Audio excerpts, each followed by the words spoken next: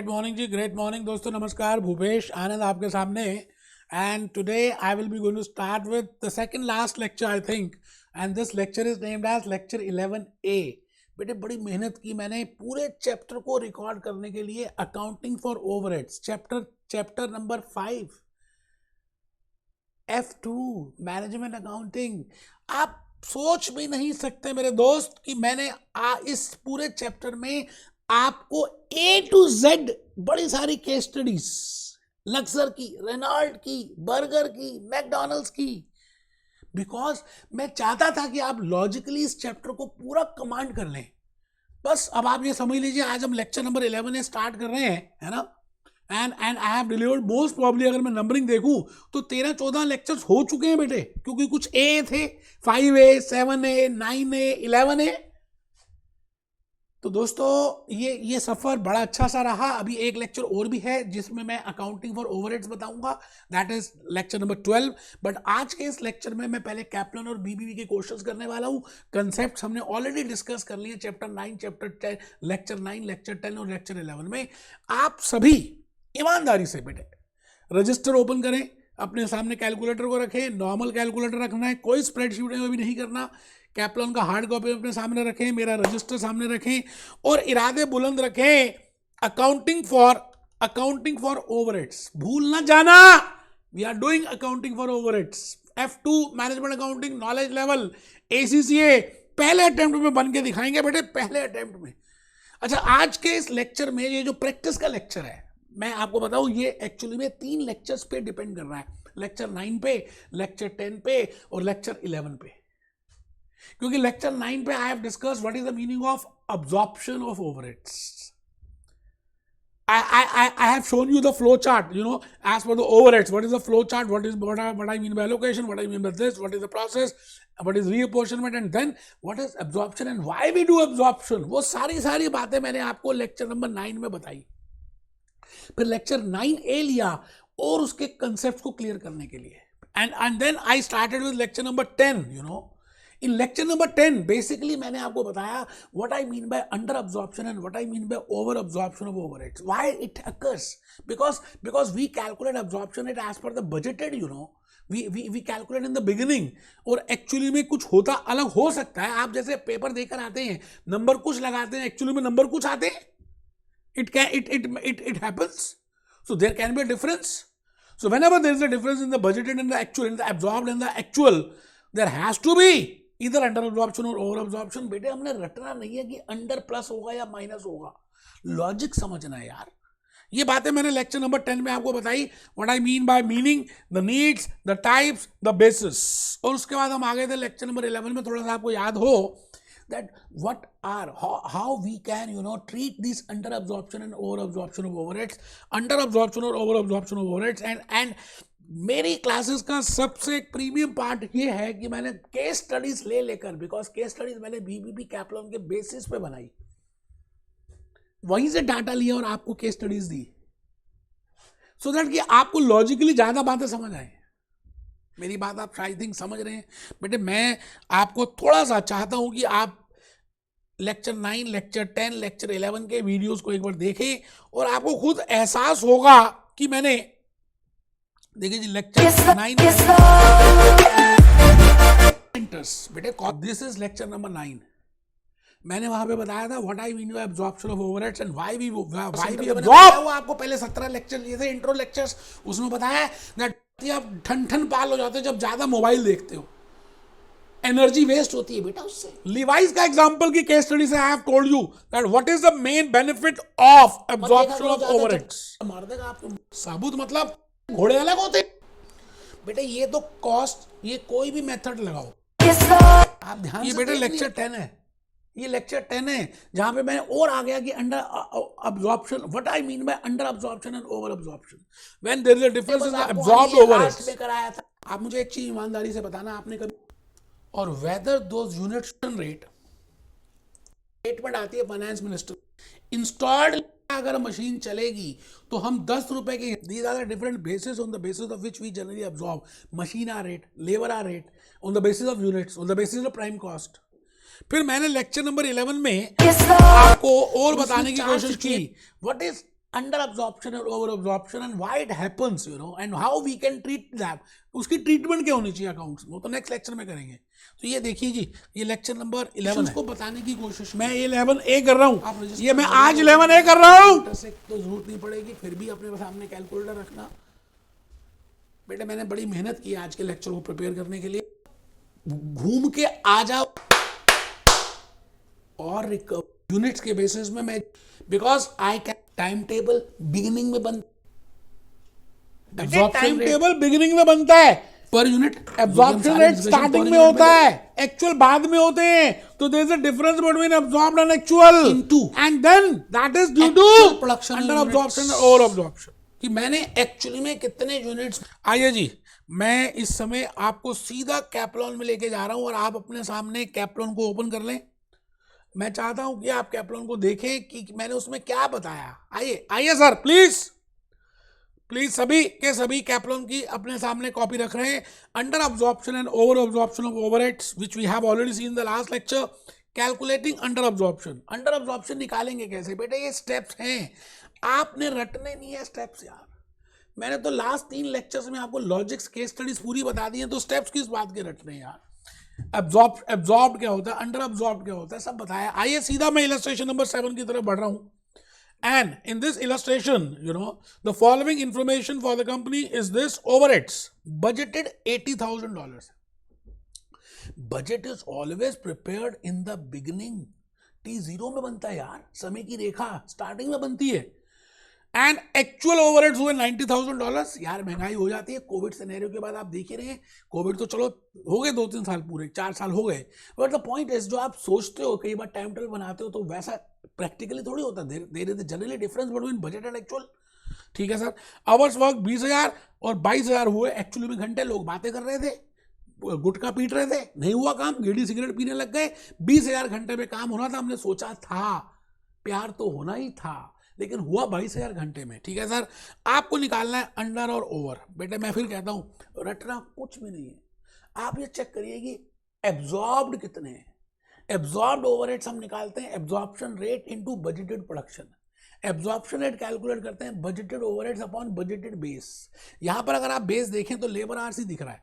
तो बेटे आप ये बताओ 80,000 डिवाइडेड बाय 20,000 अगर मैं करता हूं तो आपको क्या लगता है, आ नहीं गया 4 रुपए या $4 या £4 पर आवर। और आप ये बताइए 22,000 घंटे हुए तो आपने 88,000 ही तो एब्जॉर्ब किए होंगे, पर आपने खर्च तो 90,000 किए। इसका मतलब आपने एब्जॉर्ब कम किए, आप कम कर पाए एब्जॉर्ब। देखो मेरी बात को सुनो, दोबारा से क्या बोल रहा हूं, आपने एब्जॉर्ब कम किए, आप एब्जॉर्ब कम कर पाए, इसका मतलब अंडर एब्जॉर्प्शन है। बेटे अब्जॉर्प्शन हमेशा एब्जॉर्ब से चेक करो कि क्या आपने एब्जॉर्ब ज्यादा किए या आपने एब्जॉर्ब कम किए। मैंने एब्जॉर्ब किए 88 और हुए 90, तो आप ये बताइए जी, ये आ गया जी 88 हुए 90, 2,000 का क्या आ गया, मैंने कम एब्जॉर्ब किए, रटना है ही नहीं, कम एब्जॉर्ब किए। It means $2,000 is under absorption. Simple है यार, अगर आप लॉजिकली मेरी सारी बातों को समझ चुके हैं तो बहुत ईजी हो चुका है आपके लिए। The following information relates to this. Again, बेटा टेस्ट योरसेल्फ है, ये बजटेड है, ये एक्चुअल है। अब यहाँ मशीन आवर्स नहीं दिया उन्होंने बेटा। I think in the lecture number 9 I have told you already that I can calculate overhead absorption either on the basis of machine hours और on the basis of labour hours. यहाँ पे machine hours है, तो आप क्या करो 148,750 upon 8,500 करके rate निकाल लो और कितने घंटे उससे मल्टीप्लाई कर दो, कंपेयर कर लो। मैं क्या बताऊं दोस्त, सच में नेक्स्ट पॉइंट में आ गया हूं, वर्किंग बैकवर्ड। अब ये मेथड इन्होंने बना दिया यार, ये तो मैंने लेक्चर नंबर 10 में ही बता दिया था आपको। मैं आपसे कहता हूं कि आपको एब्जॉर्ब्ड ओवरहेड्स पता है कितने हैं और एक्चुअल कितने हैं, ये पता है आपको, और ये भी मालूम चल गया कि अगर एब्जॉर्ब्ड कम है तो हम कहते हैं अंडर एब्जॉर्प्शन है, और अगर एब्जॉर्ब्ड ज्यादा है तो हम कहते हैं ओवर एब्जॉर्प्शन है। सपोज करो मैंने आपको ये कहा कि आपको ये मालूम है कि absorbed minus actual is equal to under absorption. ये बात तो ठीक है ना, absorbed minus actual is equal to under absorption. अगर मैं आपसे कहता हूं कि आपको, मैं इसकी इक्वेशन बना दी, तो अगर आपको एक्चुअल गिवन नहीं है तो आप इसको इससे प्लस, इसको इससे माइनस, या बेटे इक्वेशन में क्या करते थे, y is equal to a plus b x. जैसे मैंने ओवरहेड्स की आपको साइमल्टेनियस इक्वेशंस बताई थी, x की वैल्यू y में पुट कर दो, y की वैल्यू x में पुट कर दो, तो दूसरा वेरिएबल आ जाएगा, आएगा ना। तो मैं आराम से, अगर इक्वेशन पता है तो I can calculate either absorbed और आई कैन कैलकुलेट एक्चुअल। वैसे बेसिकली फर्स्ट स्टेप होता है, मूविंग फॉरवर्ड होता है, I am given with the absorbed, I am given with the actual, absorbed minus actual is equal to either under और over. अब मैं कहता हूं मैं आपको अंडर या ओवर दे देता हूं और आपको एक मिसिंग फिगर कैलकुलेट करनी है। मिसिंग फिगर जैसे रेशियोज में करते थे F3 में, आपको मैंने करंट रेशो दे दी, आपको कहा रेशो भी है, करंट एसेट्स भी है, करंट लायबिलिटीज निकालो। तो सिमिलरली मैं आपको अंडर अब्जॉर्प्शन तो दे रहा हूं, मैं आपको I am also giving you absorbed, so you can calculate actual. If I am giving you actual and under or over, you can calculate absorbed. कुछ भी निकाल सकते हैं, कुछ मुश्किल है नहीं। यही बात इसमें बेटे इन्होंने लिखी है। इस क्वेश्चन की इलस्ट्रेशन को करके हम करेंगे, लेकिन मैंने इसके ऊपर बड़ी इंपॉर्टेंट स्लाइड से प्रिपेयर किया है बेटे।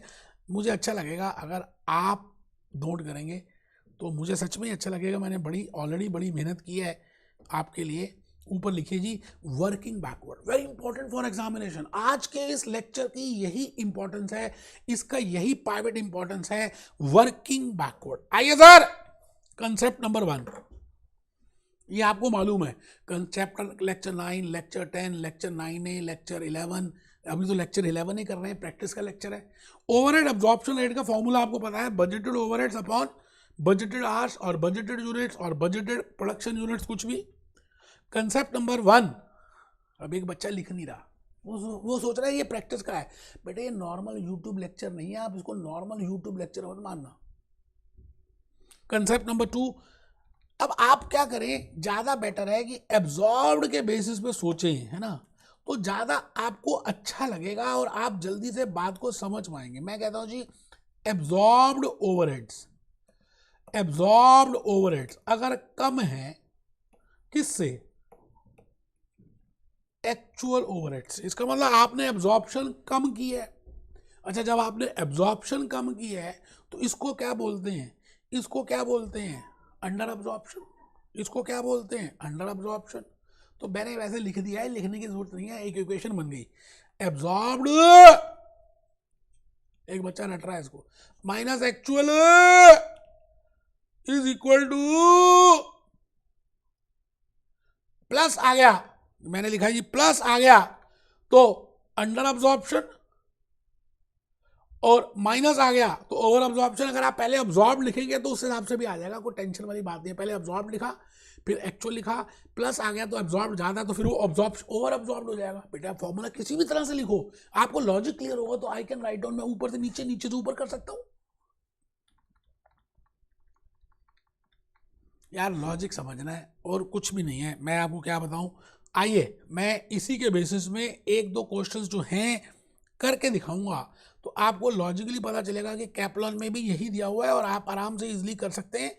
मैं भूपेश आनंद इस समय जूस नोट्स की जगह पहले कैप्लॉन में आ गया। Illustration number 8, a business absorbs fixed overheads on the basis of direct labour hours. Machine hours से करो जी, यूनिट प्रोड्यूस से करो जी, डायरेक्ट लेबर आवर्स से करो जी, प्राइम कॉस्ट से करो जी। The budgeted labour hours for 24 वर, वो कहता है जी लेबर आवर्स 4200 है, ठीक है। ड्यूरिंग द वीक 4000, ये देखो जी, बजट यहाँ लिख देते हैं, एक्चुअल यहाँ लिख देते हैं, लेबर आवर्स यहाँ लिख देते हैं, सो दैट आपके लिए आसानी हो जाए। मैंने यहाँ पे लिखा जी 4200 और यहाँ पे लिखा जी 4050, and the production overhead incurred was, यहाँ पर आ गया जी $16,700। The overhead was under absorbed. अब आपको अंडर अब्जॉर्ब्ड दिया है, you have to calculate absorbed, easy है। अंडर अब्जॉर्ब्ड को मीनिंग क्या समझते हैं कि एब्जॉर्ब्ड कम हुए, है ना, एब्जॉर्ब्ड कम हुए, यही तो हुआ ना मीनिंग, एब्जॉर्ब्ड कम हुए। तो देखिए जी, इन्होंने ऑलरेडी यहां पर लिखा हुआ है actual overheads this, under absorbed this, वो इक्वेशन यूज की जो मैंने अभी आपको अपने हैंड स्लाइड्स में बताई है। प्लस मतलब जब मैं कहता हूं जी, यहां पर आ गया absorbed overheads minus actual overheads is equal to absorbed कम हुए तो माइनस अंडर आएगा या नहीं आएगा, ये बताओ। माइनस का आएगा ना, माइनस का मतलब क्या है, अंडर, मतलब आपने एब्जॉर्ब कम किया, अंडर। अच्छा तो ठीक है जी, अब आप ये बताओ एब्जॉर्ब निकालने हैं, अगर एब्जॉर्ब निकालने हैं तो कैसे करेंगे, एब्जॉर्ब कैलकुलेट करने हैं तो कैसे करेंगे, ये यहाँ पे चला जाएगा, तो actual actual actual actual minus actual, या चलिए कुछ भी, एक्चुअल माइनस अंडर कर दीजिए, कुछ भी कर दीजिए, ये आपके सामने आंसर आ गया जी, absorbed overheads. On the similar lines, you can calculate for test you understanding question number 5. I have given you the golden logic. It is not that you have to do rectification that this is under, this is over, this is under, this is over. You have to just see the logic. You have to just sit calm. You have to see that how much the overheads you have absorbed and how much you have incurred, whether you have absorbed more or less. The balancing figure will be accordingly under or over. And on the basis of that, you can easily calculate absorbed or actual as the case may be. दोस्तों सच में मुश्किल है नहीं, हमने मुश्किलें बना दी हैं। Next lecture number 12 में मैं आपको अकाउंटिंग फॉर ओवरहेड्स कराने वाला हूँ और उसके बाद हमारा लेक्चर कंप्लीट हो जाएगा चैप्टर।